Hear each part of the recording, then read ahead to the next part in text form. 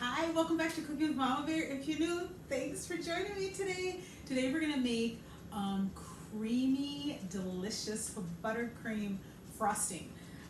Back in the day, 10, 15 years ago, I used to make professional wedding cakes. So I'll just get a little closer so you guys can see. See that? But it was so stressful, I had to give it up. It was too stressful. So I know what I'm doing, okay? So before we begin, make sure you wash your hands for 20 seconds in hot soapy water. And if you're under the age of 18, ask your parent or guardian, can you cook in the kitchen? Because once they say yes, then you can cook in the kitchen. Let's go. Okay, I'm ready. So we're gonna get started. I have a small bowl here. I normally use a whole bag of powdered sugar, which equals about 7 1/4 cups, but I don't need that much buttercream. So I am gonna 1/4 my recipe. So on the recipe that I share with you guys, I will give you the full batch, and then I'll give you the little one that I'm making right now. So I have a sifter, and I'm just gonna lay it on top of my bowl, and I'm gonna need a cup and 3/4, and then 1 extra tablespoon. Because I had to divide it by 4, so it seems a little weird, but it's okay. So I am just going to gently pour this in. Now I would level this off with a butter knife, but I feel like, okay. Yeah, the professional way is level it off. This is going to be messy, I already know. Yep. So I can level this off to make sure that I have my 1/4. It's about there. I can add just a little bit more. Okay, that looks about right. So I don't have a 3/4 cup, so I'm going to use the 1/4 cup 3 times. And I am not going to level this off because I'm going to have powdered sugar everywhere. But that looks about right. So here's 1. It's always good to count out loud so you don't lose track of where you're at. Okay.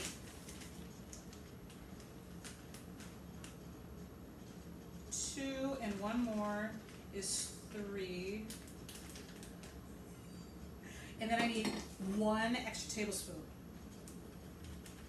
And the reason why I'm using the sifter is so that if I have any lumps in my powdered sugar, it'll like sift it out. Okay, so I'm going to just gently shake or tap this, and it looks like it's snowing in my bowl. Can you guys see that? Uh-oh, I'm making a mess. Okay, so let me concentrate on what I'm doing. Okay, next, some people add a little bit of salt to bring the sweetness out of the powdered sugar, but I'm not adding it. So here's my little recipe card.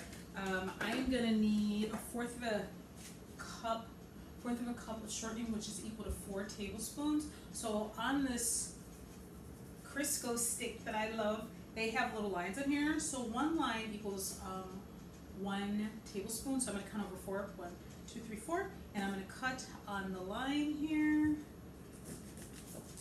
And I'm going to put the extra back in the container.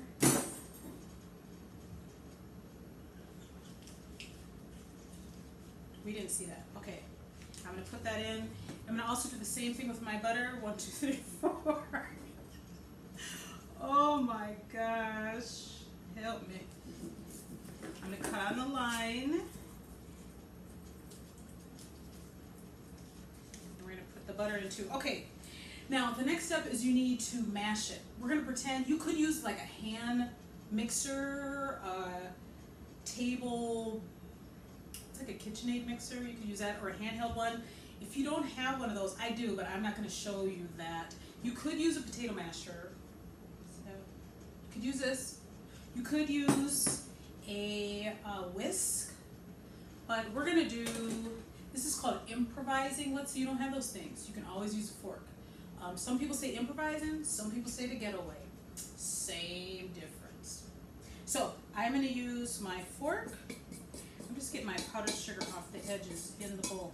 And I'm going to mash the butter and the shortening together. Now the reason why I use butter and shortening as opposed to all butter, because it's called ButterCream, I have found that if you use all butter, your product or your frosting when it's done is yellow, more yellow in color than like that pure white.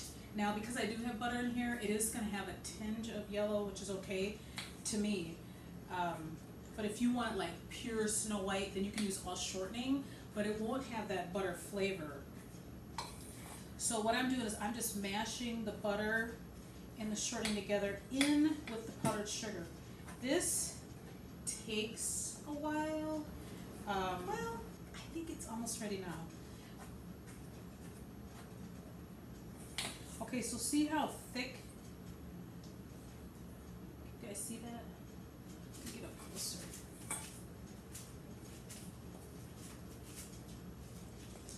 Here we go. So see how thick that is? So all the powdered sugar is just about mixed in with the butter and the shortening. Yeah, this looks good. Okay, so I don't really see any powder at the bottom, so this is ready. Ignore the messy fingers in the bowl. Okay, now we're ready to add liquid. So I just have a little, no, before I do water, let me do my vanilla. My vanilla is my secret ingredient, and I'm going to add, it says a half teaspoon, but I'm going to add a whole teaspoon to really give it a good boost of flavor. Now, when I used to do wedding cakes professionally, I would use white vanilla, so because this darker vanilla is going to make it turn a little more browner, and that's okay. Okay, now that's mashed in a little bit. I'm going to add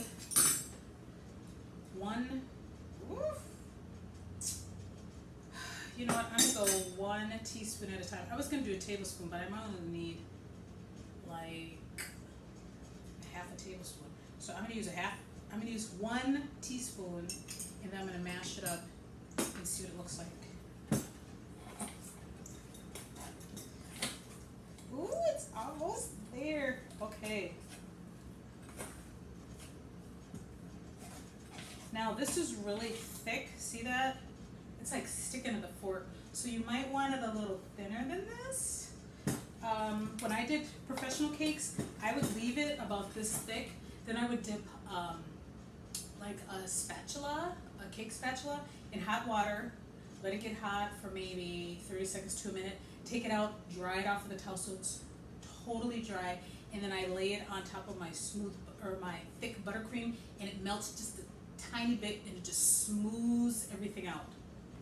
So all the lumps and the bumps and the little dots and the holes, it just like smooths it out. So that's a special trick for you if you decide to like frost a cake, and maybe one day I'll show you guys how to frost a cake. Okay, so I'm going to actually leave it this thick. You know why? Because when I put it on something hot like cinnamon rolls, or if I want to put on a muffin or something, the heat from the muffin or the cinnamon roll or whatever you decide to put it on, it's going to help it melt, and then it'll just melt all down into your food. If you want it thinner, you can always add another teaspoon of water. I'm glad I did a teaspoon because tablespoon probably would have been a little too runny for me. So that is it. Super quick and easy. If you have a mixer, it goes even faster. So thanks so much for joining me today. Don't forget, stay and look while you cook. Bye.